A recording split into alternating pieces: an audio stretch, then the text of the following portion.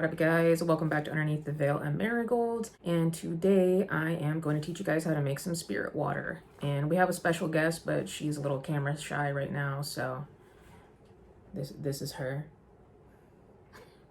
That is Frass, aka Sassafras. Her real name is Ember, but I've noticed that she doesn't really care for that name, and she actually prefers to be called by Frass. She comes on over when I call her Frass, so that kind of just stuck. We call her Frass now. It's a unique name. You'll never forget her name because it stems from Sassafras, because she is a sassy little thing. She does not like other cats, so she is separate from the other two cats. Spirit water. This is a type of water that you can use for divination. You can typically keep it on your necromancy altar if you wish to make one. It's not necessary. You can just use your regular working altar for any fucking thing.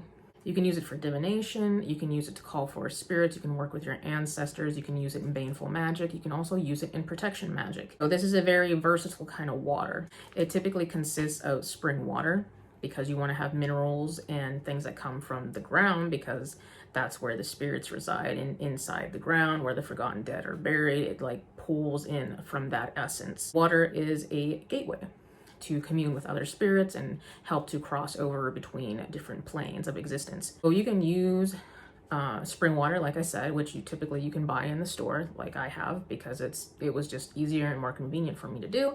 Or you can drive on out to a cool ass spot, go hiking, collect some water that way, have it be a little more meaningful. Up to you.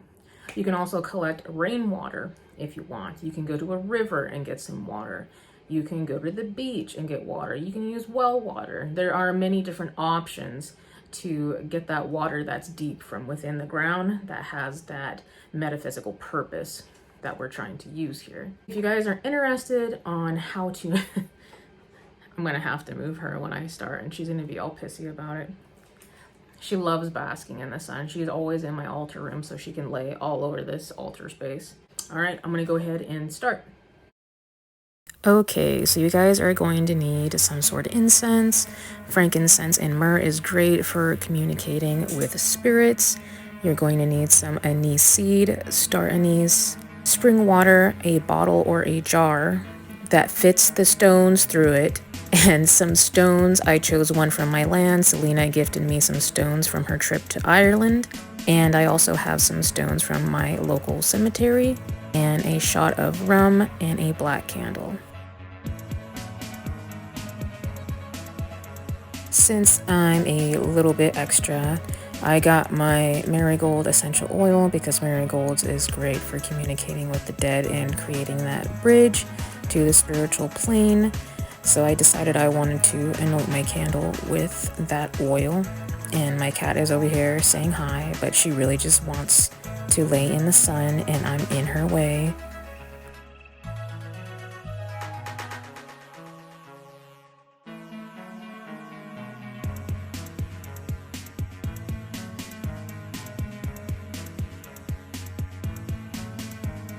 I didn't use all the stones that I had. I just wanted to use one of each just to have the essence of one of each in there.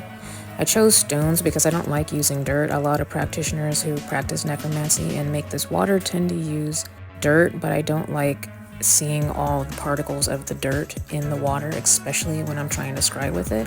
That's just my own personal preference. If you want dirt in yours, go ahead and get dirt, but I prefer to just have a few stones in there instead. And it's easier to reuse stones compared to dirt. If you want to make a fresh batch of this, then you might want to use stones instead, so then you don't have to keep going back and forth to the cemetery and collecting more rocks for your spirit water.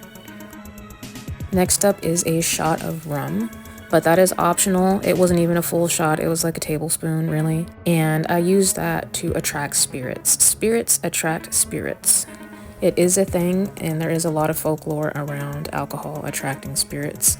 So I put that in my personal batch. You can also use anisette, which is traditionally used to make this type of water. Next up is star anise. And star anise is great for divination and communicating with the dead. I know it's not often said, but it is true. Even my cat is always curious about what I'm doing. So of course she is over there again, blocking the camera view when I'm trying to enchant. For this water, you don't have to use all of it in one get-go. You can just have a regular jar of moon water on hand, and you can take like a few tablespoons or a shot of this and place it into that water so you can use it sparingly. Or you can do what I do, and I use my whole batch for one scrying session, and then I just make more. Next up is anise seed. And anise seed is great for psychic enhancement and spirit communication. You can even burn this and it'll help bridge the gap between the living and the dead, so it's easier to communicate with each other.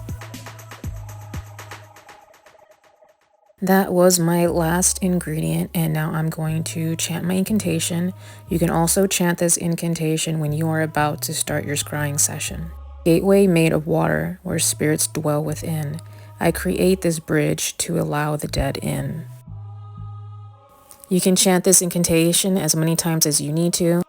The imagery I have going on for this while I'm enchanting is the essence being distilled into the water from the spirits, so that I can receive better downloads, I can hear voices better from the forgotten dead, I can have better prophetic dreams from the forgotten dead, and I can have better visions in general from the forgotten dead.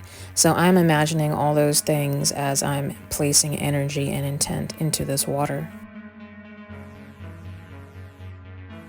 You guys can also use this as an offering for the forgotten dead or your ancestors if you wish.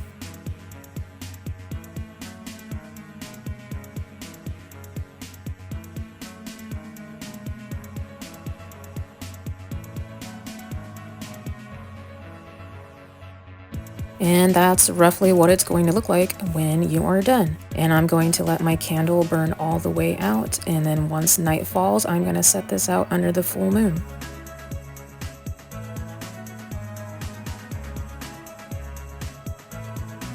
That is all. It is actually really easy to make this.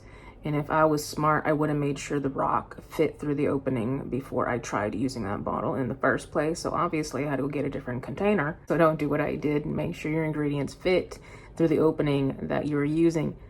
I said this in another video because I did the same damn thing. Apparently I don't learn from my mistakes. But this recipe is simple to make. It doesn't take too much time. You can add more ingredients, but obviously the more things you add, the longer it's going to take. And I don't feel the need to add anything else than what I already did.